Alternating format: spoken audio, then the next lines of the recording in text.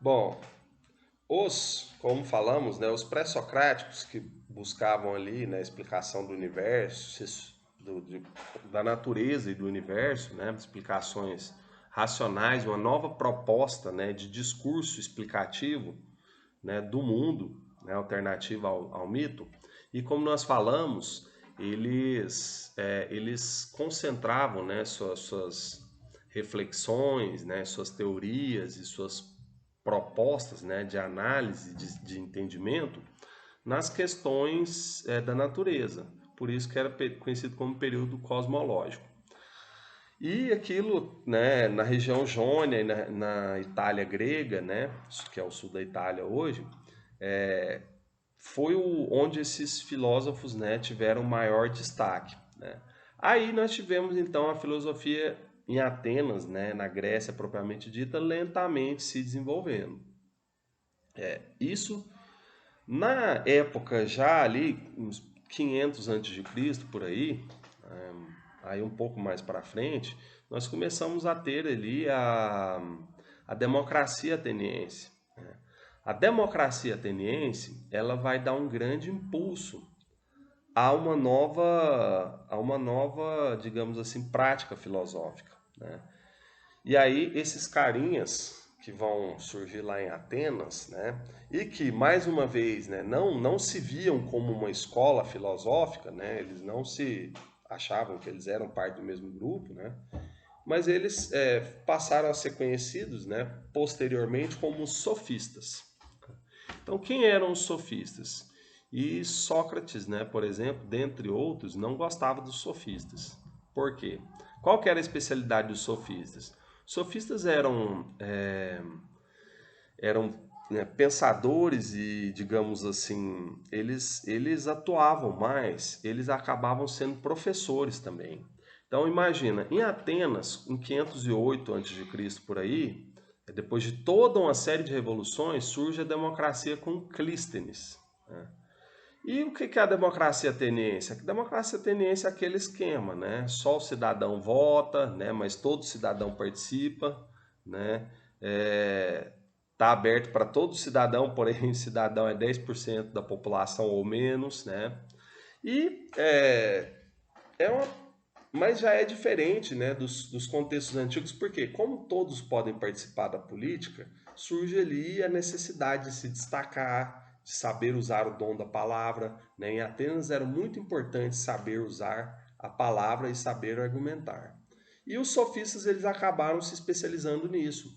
E eles cobravam pelos seus ensinamentos, uma coisa que filósofos como Sócrates e outros, né, achavam assim absurdo, errado, que se cobrasse, né, pelo conhecimento, pela transmissão, né, de saber. Né? Eles achavam que isso deveria ser uma coisa, uma obrigação, né, não uma coisa financeira.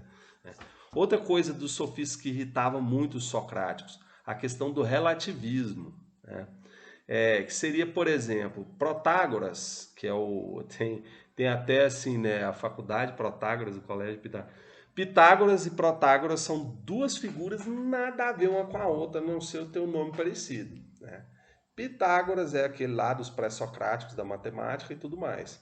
Protágoras era um dos sofistas e talvez o mais famoso, e tinha uma frase que também talvez seja a mais famosa, que é: o homem é a medida de todas as coisas. E assim, a gente podia, não só por essa frase, mas por tudo que ele afirmava, por tudo que ele pregava, né, e como ele ensinava, que o grande, se fosse definir, né, a filosofia dele, seria assim, cada ponto de vista vai ter sua verdade particular. Né? Então não existe uma verdade ou mentira, existe uma verdade minha que não é sua. Né? Então, por exemplo, numa questão ali, vamos debater a realidade aqui, ó, tudo bem, né? A pessoa ali tem um argumento, outro tem um argumento. Já que um não conseguiu convencer o outro, cada um tem a sua verdade. Né? Muitos filósofos gregos, os pré-socráticos e os socráticos depois, olhavam isso, não, mas não, ou a verdade ou é verdade ou não é verdade. Né? Alguém está errado, alguém tem que estar errado. Né? eles não conseguiam concordar com essa coisa de, né, depende do ponto de vista e o argumento mais forte vence, né? Então o relativismo e o cobramento pelos ensinamentos eram grandes críticas que o Sócrates e outros, né, Aristóteles também foi bem forte, Platão, né?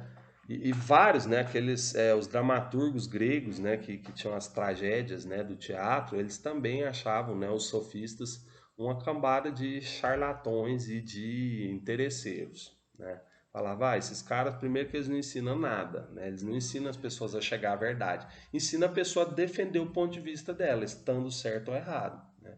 Mas os sofistas, então, eles tiveram uma outra característica que os distinguia dos pré-socráticos, que é o quê? Enquanto os pré-socráticos eram cosmológicos, né, buscavam, eram naturalistas, né, buscavam assim no sentido de estudar a natureza, o universo, os fenômenos, né? Os sofistas também estudavam ética, moral, né, a sociedade, o que depois Aristóteles vai chamar de política, né, que já existia, sim, mas não tinha ainda definição clara. Então, e eles vão ensinar dessa forma: olha, o que você quer defender? Qual é o seu interesse? Porque imagina, né, para um cidadão ateniense ambicioso, né, era importante o conhecimento era uma ferramenta, né, um atalho para chegar ali ao poder, né, nem que seja por um ano, né, que geralmente era, né, a democracia lá era até mais rápida que a nossa, né, é uma cidade, né, se governava, né, os líderes por um ano, né? Então o que ele queria? Ele não queria ficar debatendo sobre a verdade do universo, o início, a origem das coisas. Ele queria saber convencer as pessoas, né? E aparentar ter um grande conhecimento da vida social e tudo mais.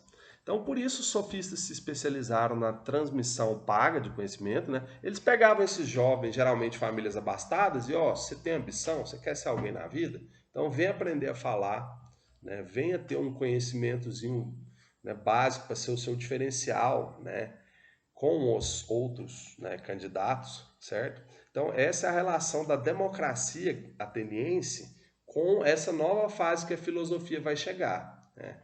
Que é o tempo dos socráticos, certo? Bom, essa definição, então, né, basicamente os sofistas têm essas características, eles cobravam pelos seus ensinamentos, eles relativizavam a verdade, ou seja, né, a verdade basicamente depende do ponto de vista, eles valorizavam a argumentação, a lógica argumentativa, né, o discurso, né, a lógica discursiva. Então, para eles era importante, né, a pessoa ter argumentos coerentes e convicção, né, e embasamento do seu ponto de vista. Tendo isso, né, não importava se ela estava, né, longe ou perto de uma verdade absoluta, né? Essa era a concepção particular deles. E eles vão ser bem criticados. Lembrando, entre eles não se viam, né? Se a gente for estudar detalhadamente cada um dos sofistas, você vai ver que eles, muitas coisas não têm nada a ver, né? Mas como eles têm essas características comuns que nós falamos, para fins de estudo, didática e análise, né, se convencionou juntar essa galera aí num grupo que é o chamado sofistas. Mas não existia, você faz parte da escola sofística, não tinha isso, né? Depois o Sócrates é um dos que vai chamar os sofistas, os enroladores, né? Sofismas, né? Depois a gente vai até ver qual que é o sentido, né, da palavra, que é até assim, importante, até no contexto atual da política, tá? Mas isso vai ficar para a próxima, né? Por hora, vamos memorizar isso aí, né? Os sofistas, então, estão ligados ao surgimento e desenvolvimento da democracia em Atenas, né? E eles tinham, portanto, essas características aí, né? Que era de relativizar a verdade, privilegiar, né? Assim, valorizar a argumentação e a lógica, né? E naturalmente, né? Naturalmente não para o Sócrates e outros, né? Mas para eles, né? Eles cobravam por isso aí, né? Falava, você quer se destacar, né? Paga o preço e eu tô aqui para te ajudar, né? Essas eram então as características dos sofistas. Nós, quando for falar do Sócrates também, né? terá que ser abordado também um pouquinho os sofistas para falar o que era a grande, assim, a grande rixa, né, desse grupo, né, desse grupo que não era assim, não era um grupo, claro, né, só reforçando, não era nós sofistas, não.